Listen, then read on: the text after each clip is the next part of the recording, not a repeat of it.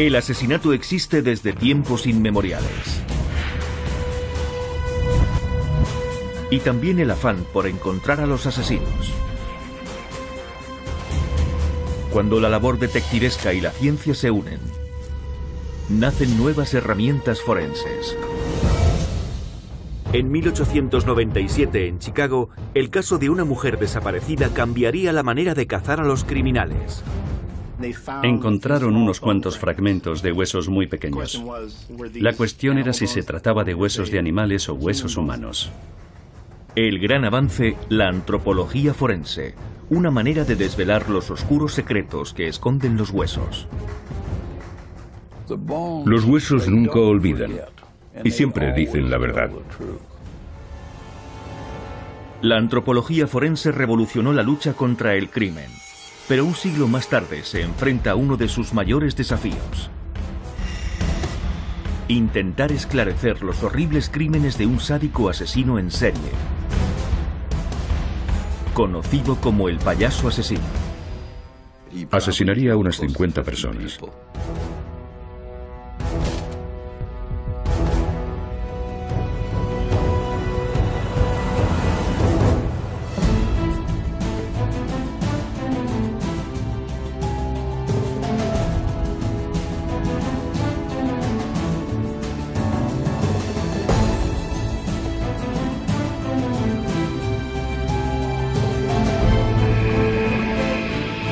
Técnicas forenses pioneras. Antropología forense.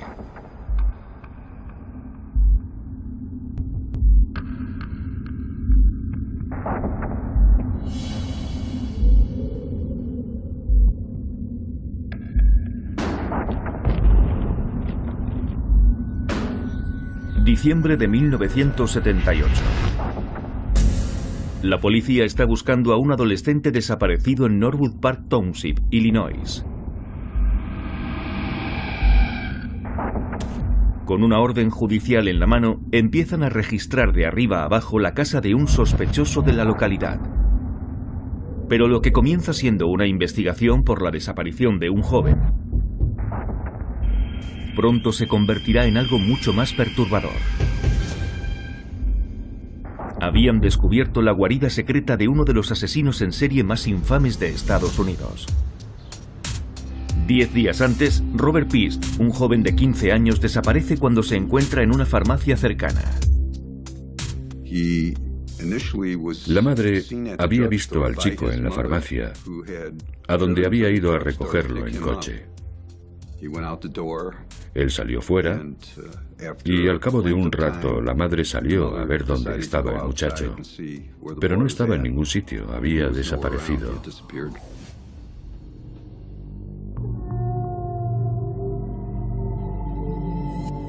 Antes de eso, algunos testigos habían visto al chico ese día hablando con un contratista local llamado John Wayne Gacy. Gacy negó haber estado cerca del joven o haber hablado con él. A primera vista, Gacy parece un ciudadano ejemplar. Era un miembro muy activo de la comunidad. Era anfitrión de muchas celebraciones como la del 4 de julio y sus vecinos pensaban que era un tipo excelente. Era muy sociable y además se dedicaba a entretener niños, etc., disfrazado de payaso. Eso era lo que hacía y era respetado por ello. Pero detrás de esa máscara se esconde un hombre con secretos muy oscuros. John Wayne Gacy tenía antecedentes penales y de hecho había estado preso en el estado de Iowa por abusar sexualmente de chicos adolescentes. Y en cuanto supimos esto, el señor Gacy pasó rápidamente a ser nuestro principal sospechoso.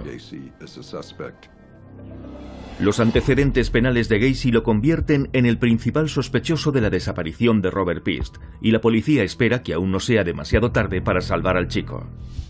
Fuimos a su casa en busca de Robert. No sabíamos si lo tendría secuestrado o si lo encontraríamos enterrado. La policía arresta a Gacy por un delito de posesión de drogas y registra su casa a fondo. No hay señales de Robert, pero alguien percibe un olor nauseabundo que proviene de abajo. La búsqueda se centra de inmediato en el pequeño sótano que hay debajo de la casa. En cuanto abrimos el suelo, pudimos percibir el olor de la putrefacción que subía desde el sótano. Uno de los detectives dijo: «Aquí pasa algo, esto huele como la morgue». La policía está preparada para encontrar el cadáver del joven desaparecido, pero no es lo que encuentra. Encontraron lo que parecían ser huesos. Robert Piest solo lleva unos días desaparecido. Aunque estuviese muerto, estos no podían ser sus huesos. A medida que la policía va desenterrando los huesos, exhuman un esqueleto completo, y después otro más, y otro más. Todo empieza a apuntar a que el hombre que se disfraza de payaso en fiestas infantiles de cumpleaños puede ser un asesino en serie. Hay una foto de uno de los cadáveres en la que se ve el cráneo. Y era evidente, incluso en la fotografía, el miedo absoluto que debió sentir. Y hasta el día en que me muera, recordaré el terror de aquella expresión. Aunque realmente en una calavera no se puedan ver los gestos faciales, casi con toda certeza, lo cierto es que parecía el rostro aterrorizado de alguien a quien estaban estrangulando mientras estaba maniatado. Me preguntaba si todo aquello era real, porque jamás podríamos haber imaginado que este hombre fuera un asesino en serie. Parece que Gacy ha estado asesinando a gran escala. Y el sótano de su casa es su cementerio particular, repleto de víctimas anónimas sin rostro. Es evidente que Gacy es el asesino. Pero la policía tiene que ser capaz de probarlo. Primero deberán averiguar quiénes eran esas personas y qué les pasó. Y para ello van a estudiar sus huesos. Los muertos no hablan, pero gracias a la antropología forense, sus huesos sí que cuentan historias. Los antropólogos forenses son personas dedicadas al estudio de cómo se recuperan y cómo se deben analizar los huesos humanos. Los primeros intentos por trazar un mapa del esqueleto humano se remontan a la época de un médico conocido como Galeno de Pérgamo hace casi 2000 años. Él fue el primero que dibujó claramente la geografía interior del cuerpo humano, incluido el esqueleto. Los médicos han utilizado durante siglos la información que recopiló, pero Galeno basó muchas de sus conclusiones en observaciones de cuerpos de animales, no de personas. En el siglo XV, un doctor llamado Andrés Vesalio se propuso representar el cuerpo humano de una manera mucho más precisa.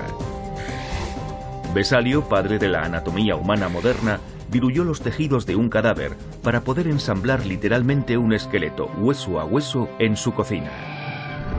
Pero no fue hasta 1878 cuando el profesor de Harvard, Thomas Dwight, se dio cuenta de que los huesos humanos podían revelar detalles específicos, como por ejemplo si se trataba de un hombre o de una mujer.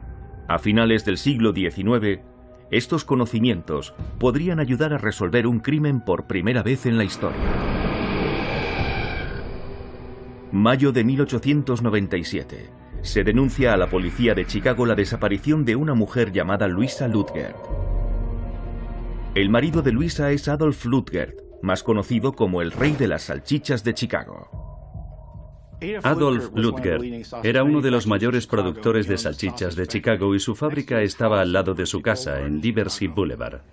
El capitán de policía de Chicago, Herman Sutler, y un grupo de detectives interrogan a Ludgert sobre la desaparición de su mujer. Hace semanas que no se sabe nada de ella, pero él se muestra sorprendentemente tranquilo. Él dijo que tal vez se hubiese ido a visitar a algún primo suyo u otro familiar. La policía desconfiaba bastante de la extraña actitud de Adolf Ludgert. Descubrieron que 2 años atrás había denunciado la desaparición de uno de sus perros y cuando desapareció su mujer, ni siquiera se molestó en ir a denunciarlo. Aquello les pareció muy extraño. Sin embargo, el capitán Sutler necesitará algo más que intuición para resolver este caso. Decide interrogar a los trabajadores de la fábrica preguntándoles si han visto algo inusual. Ellos confirman que han visto cosas sospechosas. Antes de que la desaparición de Luisa se denunciara, vieron a Adolf trabajando hasta altas horas.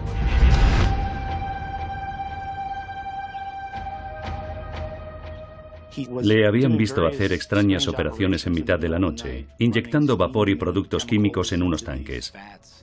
Y a la mañana siguiente, cuando su familia se levantó y se dispuso a tomar el desayuno, fue cuando se dieron cuenta de que su mujer, Luisa Ludger, había desaparecido. El capitán Schuttler revisa los tanques donde Ludger fabrica sus famosas salchichas, los mismos tanques que estuvo usando esa noche. Adolf Ludger les había dicho a sus empleados que los tanques del sótano de la fábrica estaban llenos de porquería, y no les explicó qué era, simplemente que limpiasen todo el sótano de la fábrica.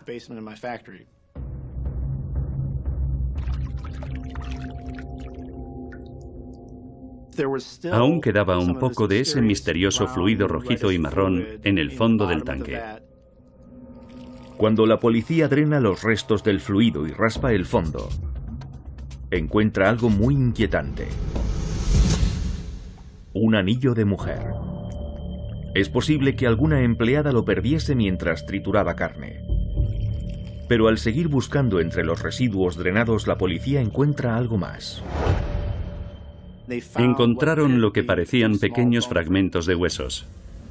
Ludger dice que son de restos de animales utilizados para hacer la carne de salchicha.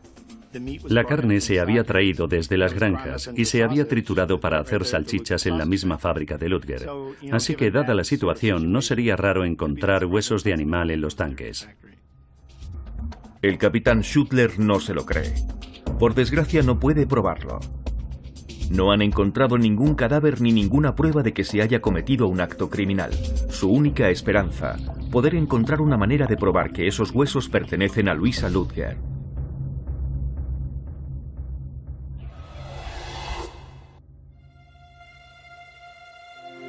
En el siglo XIX, en Chicago, la desaparición de una mujer suscita una pregunta crucial. ¿Los huesos encontrados en la fábrica de salchichas de su marido son de origen animal o humano? En esa época, la mayoría de los doctores no pueden contestar a esa pregunta, y menos aún la policía. Así que el investigador jefe, Hermann Schuttler, decide pedir refuerzos. Necesitaba la ayuda de un experto para averiguar qué era realmente aquello. Desesperado por recabar información, Schuttler decide acudir al Museo Field de Chicago. En solo un par de años se ha hecho famoso por albergar una de las mayores colecciones de huesos del mundo. El Museo Field de Chicago es conocido por tener huesos de dinosaurios y esqueletos humanos, además de exposiciones antropológicas de todo tipo. Y en este consagrado recinto trabaja un científico muy poco convencional, el antropólogo George Dorsey. Dorsey ha viajado por todo el mundo para estudiar restos humanos. Era una de las primeras personas en Estados Unidos en obtener un doctorado en antropología. Y era capaz de reconocer la diferencia entre un hueso de cerdo, de vaca o de cualquier otro animal. Lo que Dorsey tiene que hacer en esta ocasión es mucho más difícil. Lo único que hay para analizar son fragmentos de huesos. No es mucho material con el que trabajar para poder determinar si son humanos o no. El antropólogo forense Douglas Jubelacker del Museo de Historia Natural del Instituto Smithsoniano ha trabajado durante más de 3 décadas con el FBI, por lo que sabe perfectamente a qué se enfrentaba Dorsey. Esto es una zarpa de oso. Las uñas han desaparecido y lo que queda son unos huesos articulados con un aspecto similar al de un pie humano. Y puede confundirse, pero hay detalles en los huesos que los diferencian y nos permiten distinguir uno de otro. Esta es una bóveda craneal que ha quedado así después de que unos animales hayan estado mordisqueando la cara. Fue encontrada en Oklahoma y creían que podría tratarse de un bebé humano por su forma bulbosa. A mí no me parecía que fuese humano. Hicimos varias pruebas a unos fragmentos de cabello que quedaban en ella y el patrón coincidía con el del pelo de las vacas. Así que la incógnita ahora era saber qué tipo de vaca joven tenía una calavera esférica como la de un humano. Y al final resultó ser un ternero con un trastorno llamado hidrocefalia. Y este es un ejemplo documentado en Alemania de un ternero con hidrocefalia que presenta las mismas características. Dorsey quiere descartar cualquier posibilidad de cometer un error, así que compara los fragmentos óseos de la fábrica con todos los esqueletos que puede.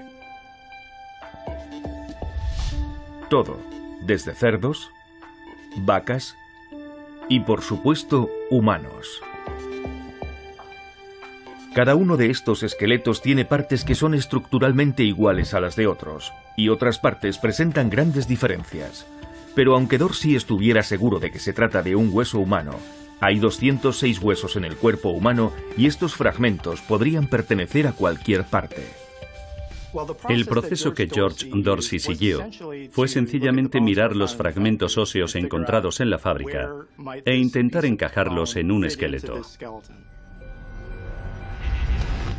Hoy en día, más de un siglo después, los antropólogos forenses aún siguen el enfoque práctico de Dorsey.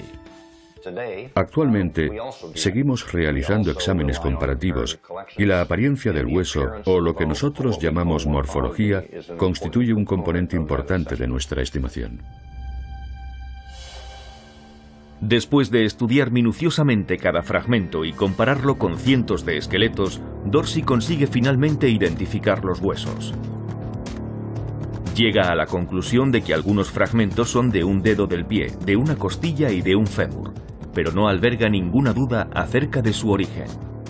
Su conclusión fue que esos huesos solo podían pertenecer a un esqueleto humano. Basándose en las conclusiones de Dorsey, Sutler cambia oficialmente el estatus de Louisa Ludger de persona desaparecida a víctima de asesinato. Y el primero en la lista de sospechosos es el marido de Louisa, Adolf Ludger. Adolf Ludger en realidad era el único sospechoso que tenía la policía. Algunos testigos aseguraron que en una ocasión vieron a Adolf persiguiendo a su mujer con una pistola en la mano. Así que era fácil imaginar que hubiese perdido finalmente los nervios y la hubiese matado. La policía de Chicago arresta a Ludger y le acusa del asesinato de su mujer. La historia se convierte instantáneamente en un fenómeno mediático. Las salchichas de Ludger habían sido todo un éxito en la Exposición Universal de Chicago, convirtiéndole a él en un hombre muy conocido.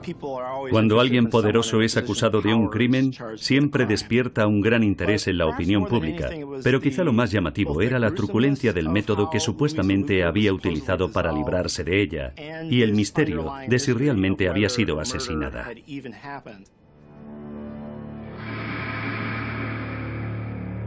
Dorsey ya ha convencido a la policía de que Louisa fue asesinada. Pero ahora tendrá que convencer a un jurado, y será una dura batalla.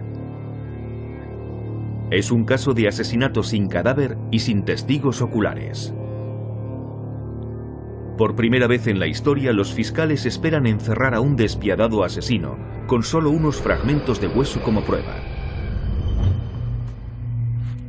Un siglo más tarde, en 1978, la policía que trabaja en el caso de John Wayne Gacy no intenta demostrar un asesinato, sino averiguar quién ha sido asesinado y cómo. Empiezan por los huesos, lo único que queda de las 3 víctimas encontradas bajo la casa de John Wayne Gacy. Mi reacción en ese momento fue, vaya, ¿qué es todo esto? Es algo que obviamente no había visto nunca, y era demasiado para mí. En ese momento lo cierto es que no era capaz ni de entenderlo.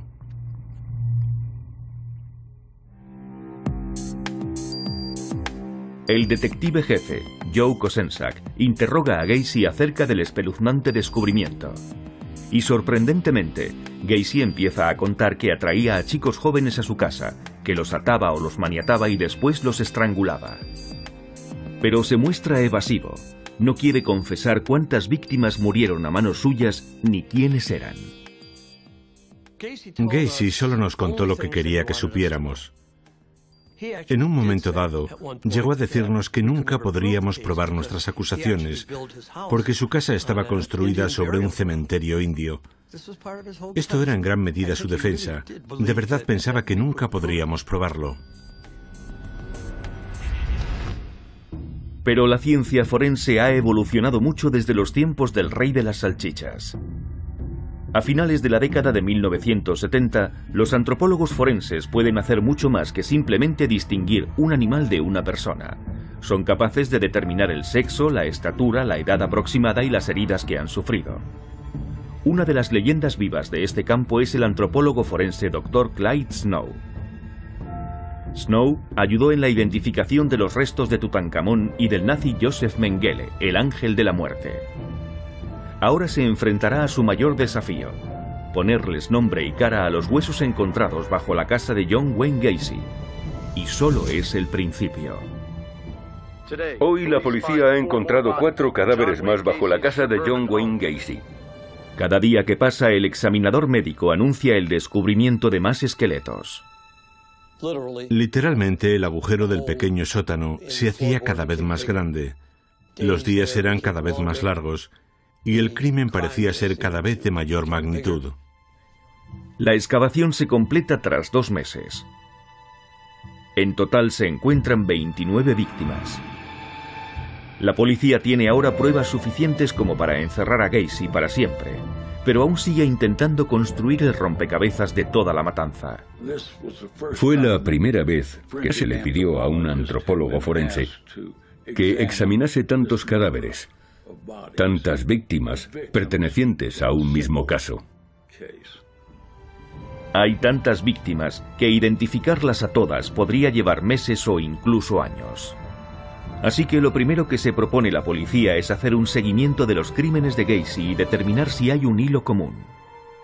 El Dr. Snow examina los huesos en busca de ayuda e inicia el proceso de identificación con la pregunta más básica: ¿qué edad tenían las víctimas cuando murieron?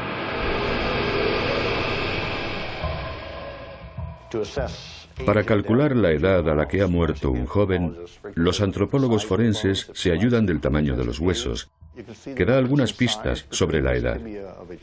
Se puede ver la diferencia entre el tamaño de una tibia de un niño y esta otra de un adulto, y se puede observar cómo el cóndilo del hueso del niño en crecimiento aún está separado. A medida que el hueso vaya creciendo, el cóndilo crecerá con él hasta que se fusionen y tengan este aspecto. Esto lo saben todos los antropólogos forenses hoy en día, pero llevó más de 60 años de investigación, tras el caso Lutger, determinar los patrones de crecimiento de cada uno de los huesos. Cuando los huesos se fusionan, significa que han dejado de crecer. Y los huesos dejan de crecer a edades diferentes. Las manos y los pies en torno a los 15 años. El fémur aproximadamente a los 17.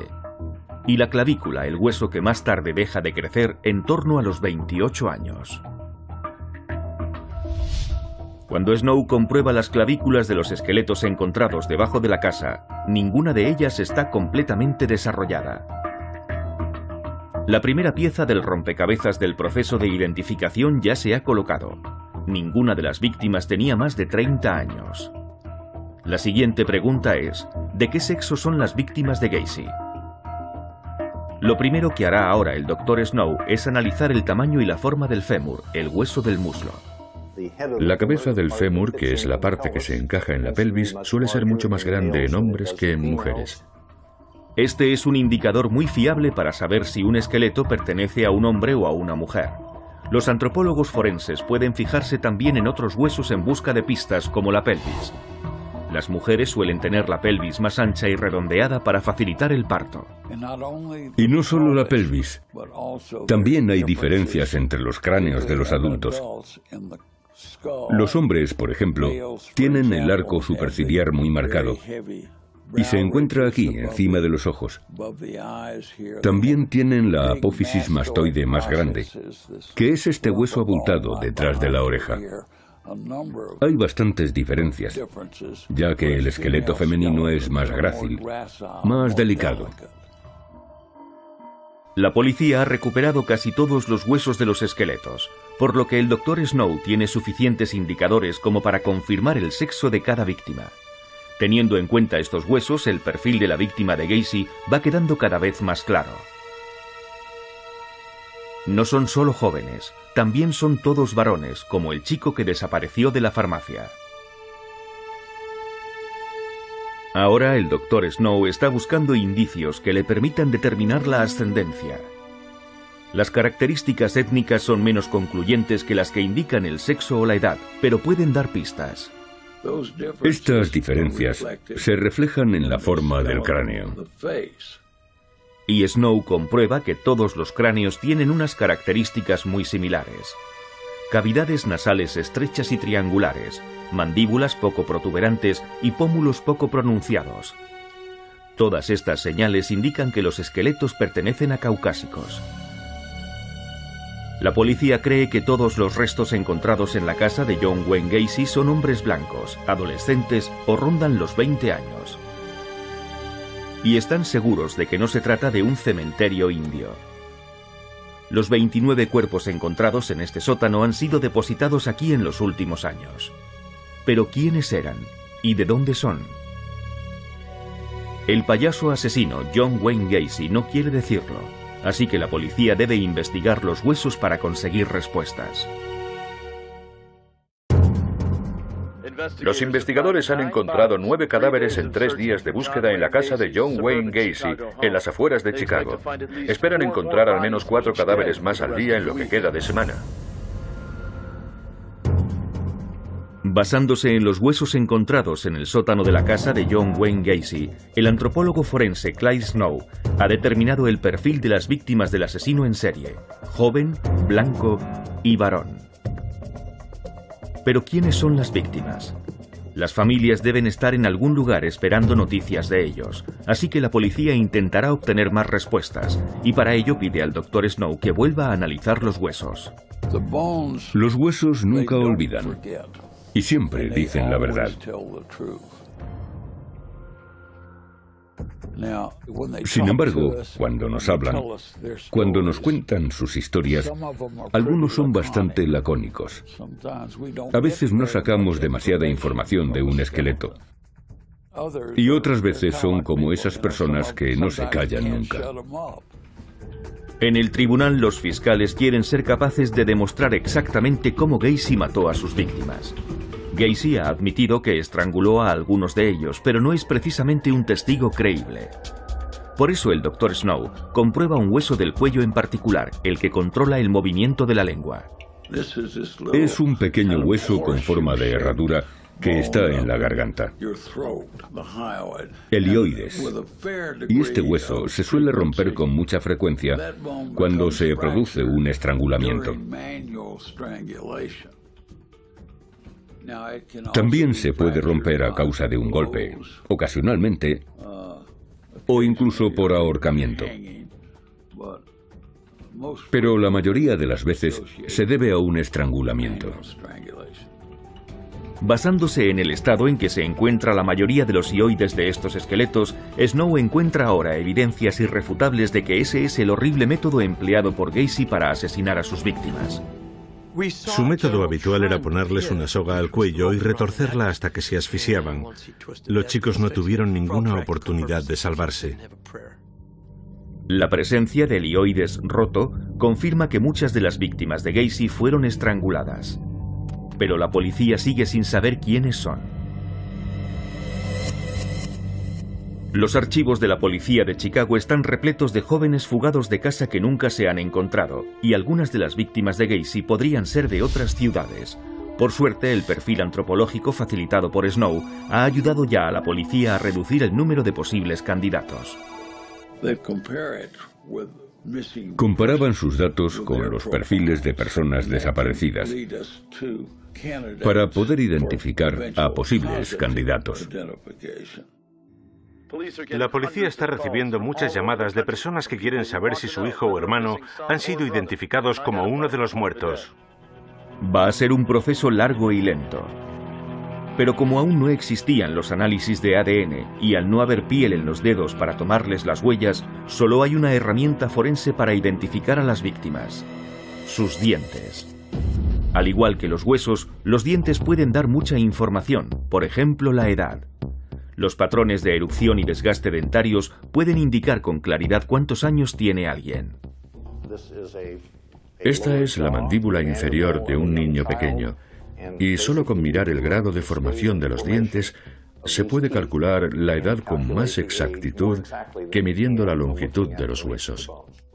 Los expertos llamados odontólogos forenses también pueden determinar si una persona es fumadora por la presencia de ciertas abrasiones. Los molares y los incisivos pueden indicar incluso el nivel económico de una persona en función de la calidad de su cuidado dental. Pero en la ciencia forense la principal cualidad de los dientes es que ayudan a identificar a las personas. En eso es en lo que confían los familiares de las posibles víctimas de John Wayne Gacy. La madre de Gregory espera que aún esté vivo. Quiero creer que así es. El 12 de diciembre de 1976, Gregory Godzik, un chico de 17 años que trabajaba como empleado de la empresa contratista de Gacy, desapareció después de que dejara a una chica en su casa. Encontraron su coche al día siguiente, pero a Gregory no lo volvieron a ver jamás. Todo el que sospechaba que su hijo podría haber sido una de las víctimas de Gacy traía su registro dental a la morgue del condado para que hicieran las comparaciones, así que era un proceso difícil y tedioso. Con 29 cadáveres que identificar, la policía tiene mucha tarea por delante, y no todos los desaparecidos tienen registro dental para comparar. Tras 6 semanas de trabajo, apenas habíamos identificado la mitad de los cadáveres. Y Gregory Godzik, de 17 años, es uno de ellos, lo que destruye las esperanzas de su madre, después de haber estado rezando porque siguiese vivo. Y sin la ayuda del ADN o de las huellas dactilares, el Dr. Snow no tiene muchas más opciones. Pero se le ha ocurrido una idea muy innovadora para intentar identificar a más víctimas. Snow y una artista forense llamada Betty Pat Gatliff habían sido pioneros en aplicar piel a un cráneo, consiguiendo así una reconstrucción aproximada del rostro de las víctimas. Snow y Gatliff empezaron a utilizar la reconstrucción facial para identificar a las víctimas de accidentes aéreos en los años 60. Y en la época del caso Gacy, la técnica está muy perfeccionada. Estas esculturas se hacen con un propósito muy concreto. No se hacen para exhibirlas en un museo o para que sean bonitas. Su único objetivo es conseguir identificar a alguien.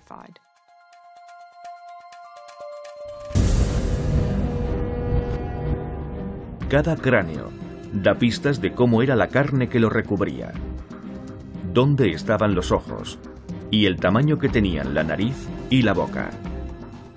Las facciones de cada uno de nosotros son únicas y un artista forense necesita capturar esos rasgos para poder identificar a la persona. Es fundamental. Uno de los pasos fundamentales en este proceso consiste en utilizar simples gomas de borrar de vinilo para establecer el grosor medio de la piel. Se van colocando en diferentes puntos antropológicos clave por toda la cara. Luego se trata de ir uniendo esos puntos y reconstruyendo el tejido de la piel, para lo que se utiliza arcilla, con la que se crea un modelo de cómo serían los contornos de la cara cuando la persona estaba viva. El cráneo no da pistas sobre el color del pelo o de los ojos, pero sí muestra características más sutiles que los artistas forenses pueden reproducir.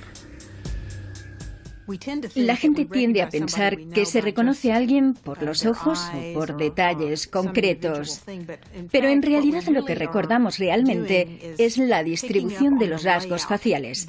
La relación espacial entre los rasgos de la parte central de la cara, el triángulo que forman los ojos, la nariz y la boca, y los pequeños detalles son primordiales a la hora de reconocer a una persona.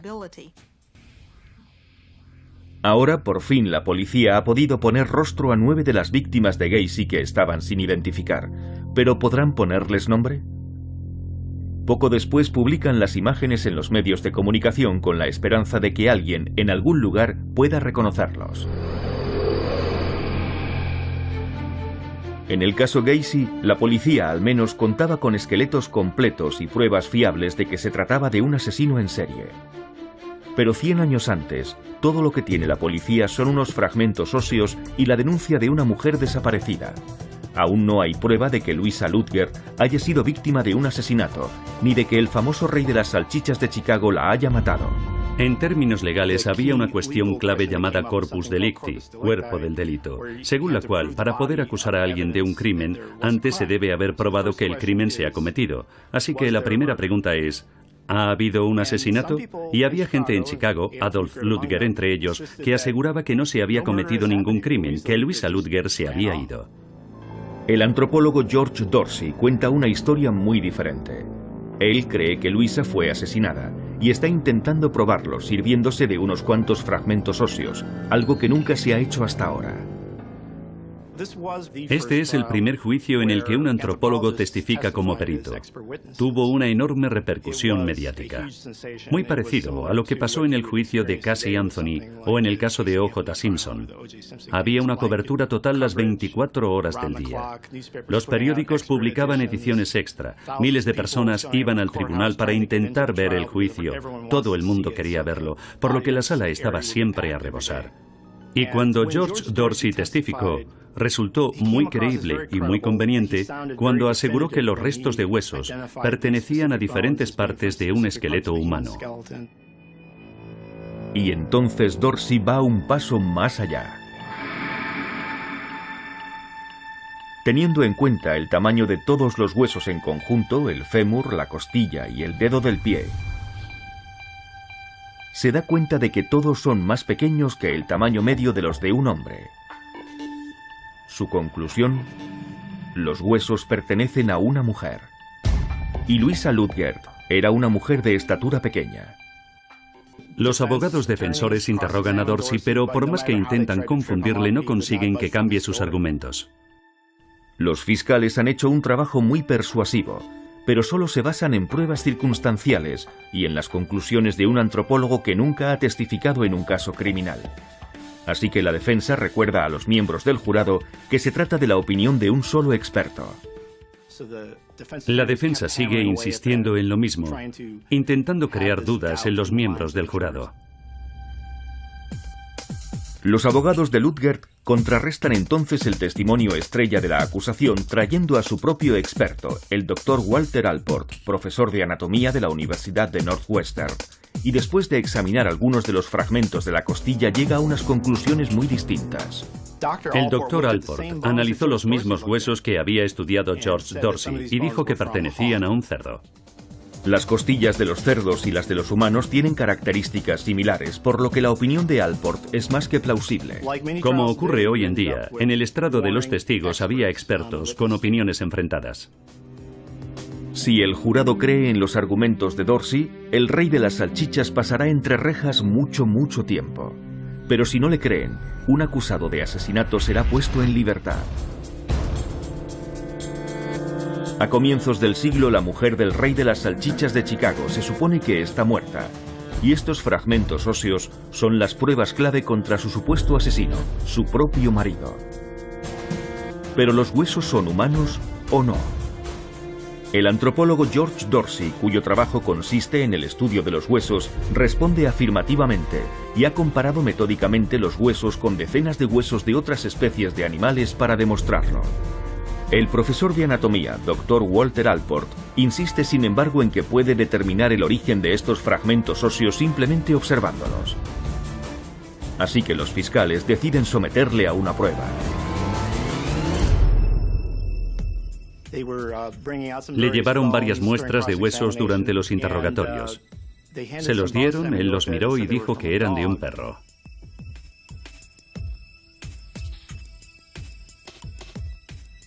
La acusación señaló entonces que pertenecían a un mono, lo que provocó algunas risas en la sala.